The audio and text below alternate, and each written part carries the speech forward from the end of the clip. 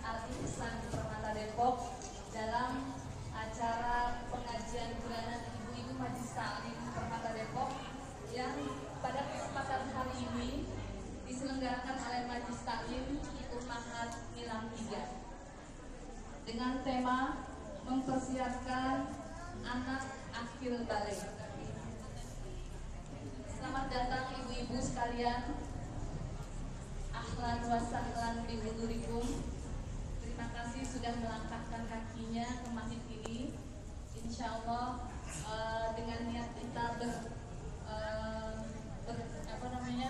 duduk di majelis taklim ini, berkah pada hari ini akan melimpah kepada kita semua. Amin. Baiklah, saya Feni Darudi sebagai pembawa acara pada pagi hari ini.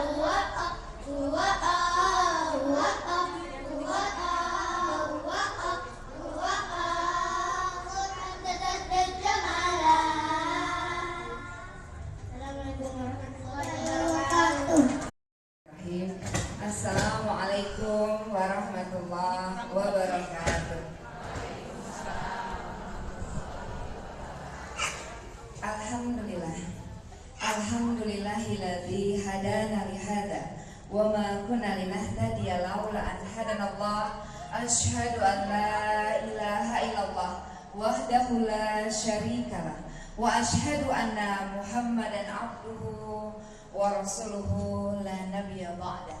Allahumma shalli wa sallim wa barik ala sayyidina Muhammad wa ala alihi wa ashabihi wa man tabi'ahum bi ihsanin ila yaumiddin. Amma ba'd.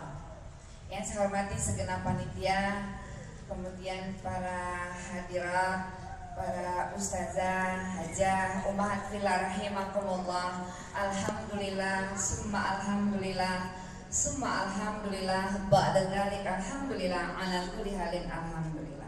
Insyaallah sebagai muslimah tidak ada kata selain alhamdulillah. Kemudian alhamdulillah untuk segala situasi dan kondisi kita tetap mengucap hamdalah. Puji syukur kehadirat Allah ilahi Robbi. Pagi hari ini qadarullahnya kita bisa berkumpul, bertemu, bermuajahah dalam satu majelis yang mubarakah di rumahnya yang mulia. Insya Allah penuh dihampiri para malaikat dan akan menjadi takfir sayyi'ah, penggugur dosa serta pemberat mizan hasanah kita kelak yaumil akhir. Amin ya rabbal alamin. Salawat dan salam marilah kita haturkan kepada junjungan kita al-qudwah hasanah Rasulullah Muhammad sallallahu alaihi wasallam beserta keluarga, para sahabat dan pengikutnya yang istiqomah. Mudah-mudahan kita termasuk di dalamnya. Amin ya rabbal alamin.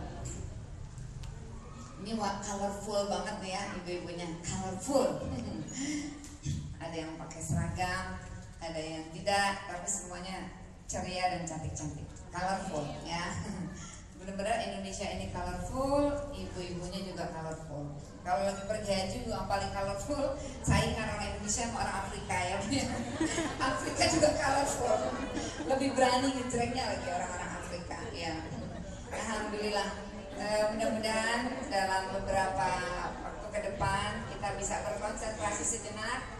Karena sekarang ibu-ibu mungkin nggak ngobrol ke sebelahnya, tapi ngobrol lewat chat. Nah itu ngobrol juga bu, kategorinya ya. Melupakan dulu grup-grup WA-nya ya. Nanti kalau udah selesai baru bu posting ya. Foto bareng saya juga boleh diposting. Tapi sekarang kita bisa berkonsentrasi karena ini tema yang sangat penting, tema yang insya Allah dibutuhkan oleh semua. Kalau saya menyampaikan di depan bukan karena saya sudah mumpuni, karena learning process is never ending process. Proses belajar gak pernah ada habisnya. Ya bahwa kemudian proses menjadi seorang ibu juga never ending process. Being mom, bahkan juga being grandma juga never ending process. Tetap aja harus ada proses terus belajar. Kadang-kadang kita malah belajar dari anak-anak ya. Tadi saya melihat anak-anak itu senang banget ya, lagunya kan lagu Be Yourself sebenarnya ya. Jadilah dirimu sendiri. Terus bisa ngapalin lagu nasyid bahasa Arab seperti itu ya. Mudah-mudahan juga membangkitkan semangat ibu-ibu. Kadang-kadang kita berkaca hatta dari anak-anak kecil. Oh, kalau mau sungguh-sungguh ternyata bisa kok ya belajar bahasa Arab walaupun dari nasyid-nasyid seperti itu. Alhamdulillah. Ibu-ibu rahimakumullah, tema yang diminta untuk saya sampaikan adalah mempersiapkan akil balik. Jadi kalau saya menyampaikan di sini ibu-ibu, sebenarnya bukan karena saya sudah selesai proses, tidak. 7 anak saya juga yang berarti 2 terakhir yang masih dalam proses remaja ya, atau usia-usia yang belum lama lah akil baliknya. Yang terkecil masih SMA. Tapi yang sudah berkeluarga juga sudah, yang dewasa sudah berarti berapa? 5 gitu ya, yang sudah dewasa. Yang sudah berkeluarga hampir 4 insya Allah. Ibu sekalian, sekali lagi tadi never ending proses. Ini sekedar sharing karena di sini juga saya lihat ada ibu-ibu seniorita juga ya. Yang saya nggak maksud mengajari ibu-ibu yang seniorita ya. Semua bisa melihat saya senior nggak ya? Lihat sebelah-sebelahnya. Jadi kita sharing saja bahwa mungkin saja proses anak kita menjadi akil balik bisa berbeda dari satu anak dengan anak lainnya, anak kita dengan anak yang lainnya. Ada yang mengalami masa turbulence gitu dalam proses menuju akil balik, ada yang biasa-biasa saja gitu, nyaris tanpa goncangan. Tapi semuanya itu memperkaya kita. Kadang-kadang nggak goncangan di masa remaja, tahu-tahu di usia 20-an. Ya, karena suka dibercandain, ini puber terlambat. Jadi pada saat anak kita mengalami katakanlah pubertas di usia-usia seharusnya disyukuri aja bu. Jadi berarti nanti nggak muncul di usia yang tidak tepat gitu ya. Ya ibu-ibu rahimakumullah, yang saya cintai karena Allah. Kalau kita bicara akil balik, ya kan ini mempersiapkan anak. Oh, hilang. Risa, akil balik artinya pada saat seorang anak, apa sih pengertian akil balik gitu ya? Balik itu artinya dia sampai di usia yang secara biologis matang, balik. Kalau perempuan itu haid pertama, kalau laki-laki itu ihtilam, mimpi basah. Anak-anak sekarang banyak memperoleh input dari media, seringkali maka terjadi pubertas terlalu dini, tapi belum disertai kematangan akal yang seharusnya. Nah, itu yang harus kita jaga adalah agar anak ini ya matang secara bersamaan, idealnya matang dari segi akliyah atau akalnya sempurna, mumayyiz, bisa membedakan yang hak dan yang batil, yang salah dan yang benar, lalu sudah balik matang secara biologis pada saat yang lebih kurang bersamaan, mungkin tidak pasti sama.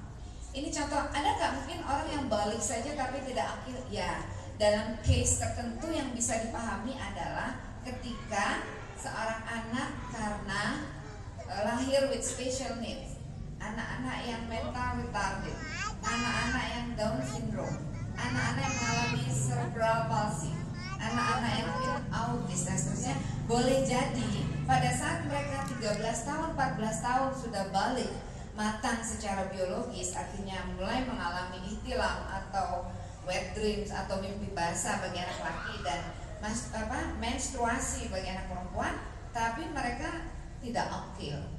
Dan memang buat orang-orang dengan special case seperti itu, maka tidak berlaku hitungan hisab.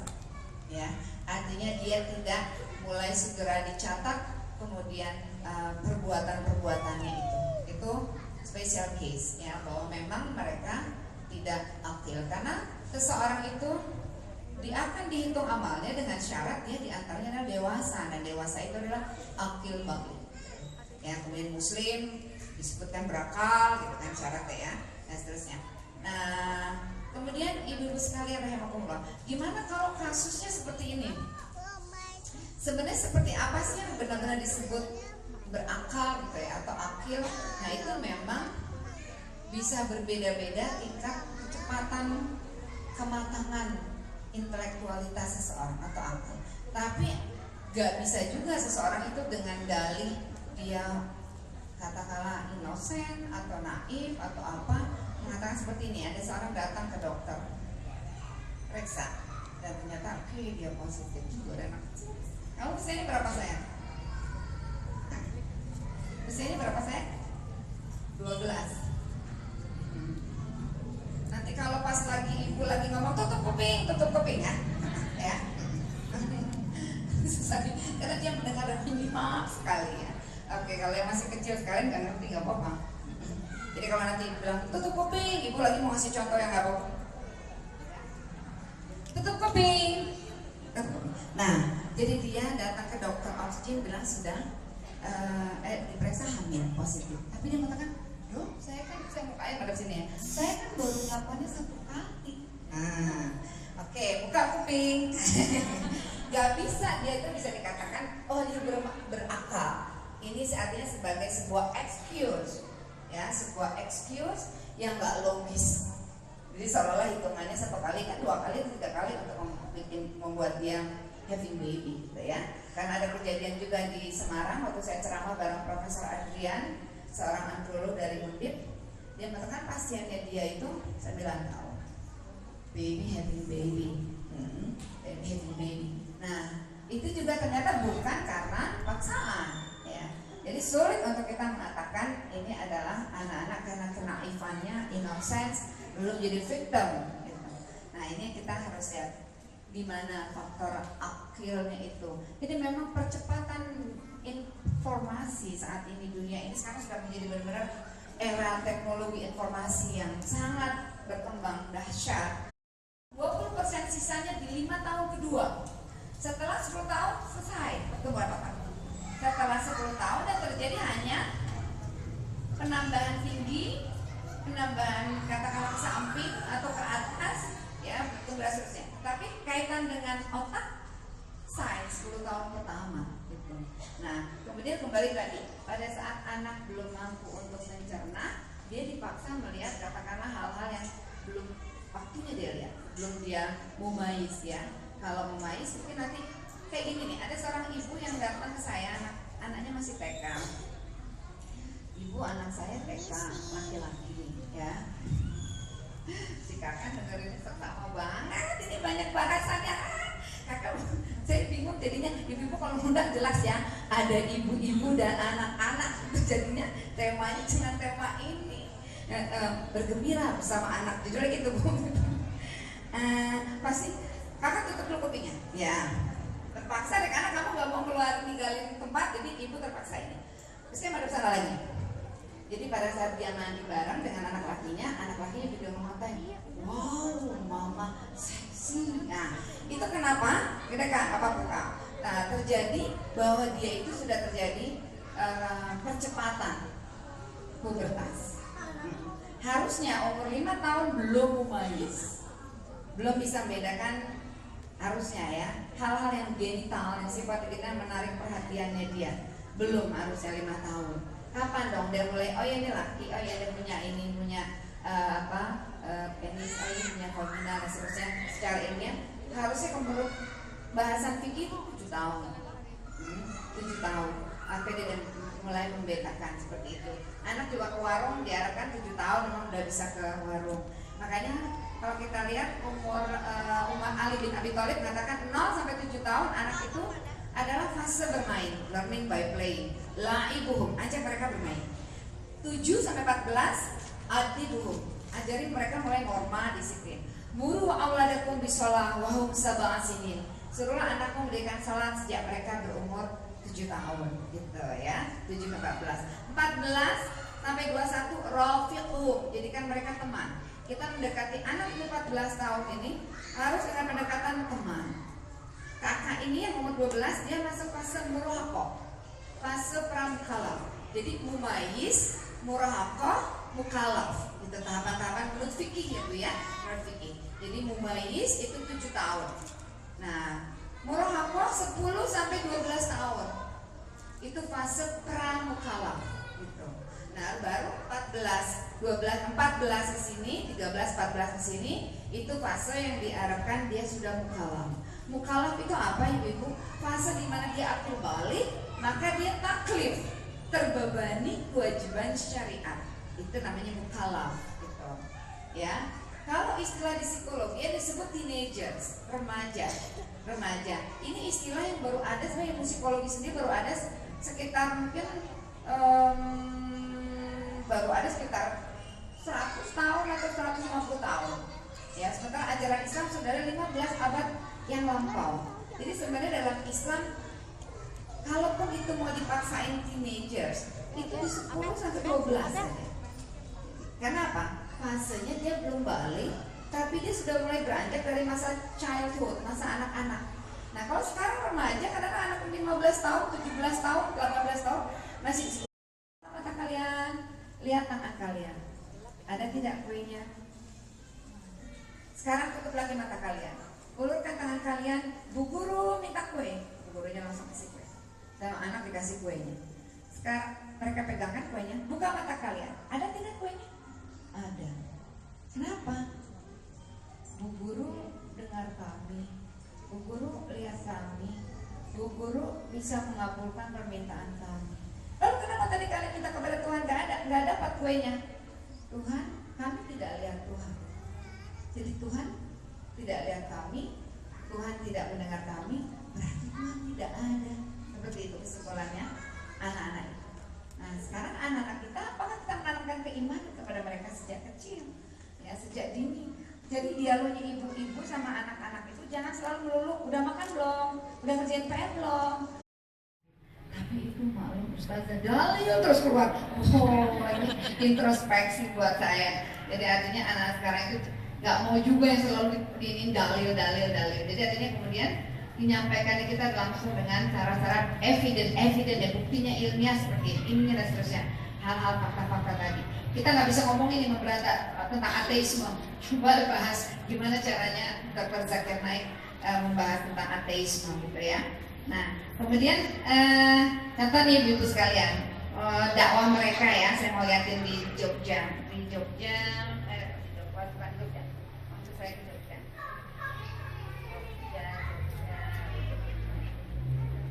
Nih, jadi ini remaja di Amerika. Jadi salurkan jiwa mereka, semangat mereka untuk ayo dong manfaatin era teknologi informasi kami ini, sebarkan Islam. Ini kan anak-anak yang berdakwah di Amerika, lalu dia rekam, lalu dia share ke YouTube. Jadi kita tahu, oh kegiatan dakwah mereka di Amerika gini, dakwah Bilhal dengan charity, gitu ya. Nanti mereka beli makanan di kaos, kumpulin duit dulu ya teman-teman, terus mereka yang akan jalan untuk nyebarin charity tadi. Tapi kan mereka sebar di YouTube ini bukan masalah ria nih, tapi masalah perang informasi, gitu ya. Kemudian bagaimana al-haq wal batil itu kan selalu ada pertarungannya, siroat bainal haq wal batil. Nah ini mereka mengunjungi para gelandangan gitu ya. Terus nggak pakai, kalau orang Kristen kan ini dari Yesus, ini dari Yesus, ini dari Yesus, nggak, ini nggak ngomong dari Allah saja.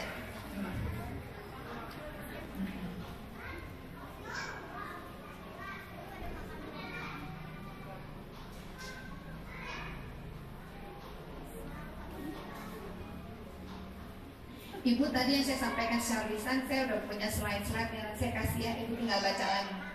Tadi saya pikir daripada saya buka slide satu-satu, lebih baik saya bicara sambil memandang mata ibu-ibu.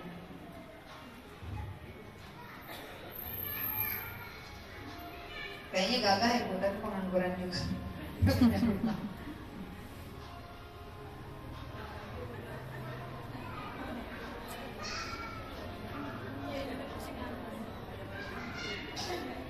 Nah, 10 menit lagi kita buka tanya. Dia lihat sendiri di YouTube bahwa ini adalah penjelasan yang sangat-sangat logis itu tentang ini. Oke. Nah ini tadi soal ruhul jihad ya Bu, kembali soal ruhul jihad. Sekarang coba kita lihat ini pemuda Kristen ini juga. Saya nggak masuk Islam, sebelum Anda bisa menjelaskan saya soal ini, ya. Kenapa kita harus menyembah Tuhan? Kenapa kita harus percaya Tuhan? Dijelaskan, ini biasanya ujungnya nanti dia syahadat. Di ujungnya syahadat. Ketika dia sudah yakin, berhasil diyakinkan, ujungnya syahadat, ya. John Lennon, The Beatles, Imagine, There is no religion. Agama itu cuma perpecahan aja. Sekarang juga banyak anak-anak muda, ngapain sih pada nyerang Ahok? Ngapain sih segitunya? Kayak gitu-gitu. Jadi buat mereka nggak make sense. Nah, jatuh ya. Ini dia. Saya nggak ada speaker yang ini ya. Ini dipegang ini. Jadi dia cuma ngomong ketika ada seorang anak yang ateis, hal pertama yang dilakukan kepada orang ateis itu sebenarnya selamat katanya. Kenapa? Karena dari la ilaha illallah itu satu jatuh jalan, la ilah, nggak ada Tuhan gitu. Tinggal gimana namanya ilallah. Kalau dia sudah beragama, kan lebih susah untuk menyambut dulu Tuhannya dia gitu. Tapi kalau ini la ilah, udah nggak ada Tuhan, tinggal nambahin ilallah. Nah, dialog Dr. Zakir Naik ini dialog dia yang logis. Jadi anak-anak sekarang tuh harus setiap larangan atau surat harus ada konsiderannya apa. Kenapa mama nggak boleh? Kenapa mama nyuruh aku ini? Dan mereka butuh alasan yang make sense, nggak sekedar dogma. Ya udahlah pokoknya nurut, kenapa sih sama mama? Nggak bisa. Anak-anak sekarang itu menggunakan logika. Nah karena itu kita harus masuknya juga ke logika. Jadi di ilmu psikologi namanya cognitive behavior therapy. Kalau kita ingin mengubah perilaku anak, behaviornya, maka intervensi kognitifnya. Jadi misalnya kita bilang rokok itu berbahaya, kita perlu ada evidence ilmiahnya, gambar-gambar sekalian. Gimana rokok itu diurai? Oh ternyata ketika rokok dibedah itu nikotinnya sekian nak, karbon monoksidanya sekian nak, airnya sekian. Terus proses perusakan di paru-parunya, paru-parumu itu diasapi terus. Nah proses itu dengan contoh gambar-gambar yang konkret seperti itu. Ya sama kayak gini. Kenapa harus sikat gigi? Saya gambar kalau Vicky sudah mulai digerogotin oleh ulat-ulat, oleh ini segala macam ini yang seperti ini, dan kemudian seterusnya. Jadi mereka butuh penjelasan yang ilmiah, yang logis, yang rasional, dan logika Quran bisa dipakai. Contoh Nabi Ibrahim ketika beliau menghancurkan berhala-berhala itu bukan berarti beliau nggak bisa. Udah yang penting lihat orangnya ini jaket naik ya, dialog-dialognya ada terjemahan. Angin, oh iya, anginnya bentuknya bulat apa kotak apa persegi panjang? Tahu nggak? Kakak pernah lihat nggak? Sultan pernah lihat angin nggak? Bentuknya apa? Ada nggak bentuk angin? Nggak ada. Warnanya merah apa hijau apa kuning? Angin ada nggak warnanya? Ada. Ada. Tapi kok Sultan bisa bilang ini angin? Karena apa? Terasa. Angin itu bisa menyentuh pipimu. Terima kasih Sultan, jazakumullah. Bagus bahasanya ya, sudah jadi ustaz Pak. Karena menyentuh pipiku, karena terasa menyentuh. Nah itu artinya Allah tidak kita lihat karena Allah baik. Coba saya tanya sekarang ada yang nggak datang ya, temannya Mbak Norma nih, Mbak Norma kan ya adik kelasku waktu temennya dia misalnya Ike ya satu. Aina Ike Norma, dia kan jawab ghaibah. Apakah Ike itu makhluk gaib? Cuma dia ghaibah saat ini. Kenapa? Karena keterbatasan mata kita ini nggak bisa menembus tembok jalanan sampai ke rumah dia. Gitu. Jadi dia ghaibah. Atau kalau Aina Ahmad, gaib. Ahmad tuh gaib bukan karena dia makhluk gaib, tapi karena mata kita yang terbatas tidak bisa menembus tembok-tembok ini, gitu. Ya. Jadi artinya Allah gaib, tapi bukan berarti tidak ada. Kita yang belum mampu, mata dunia ini melihat Allah.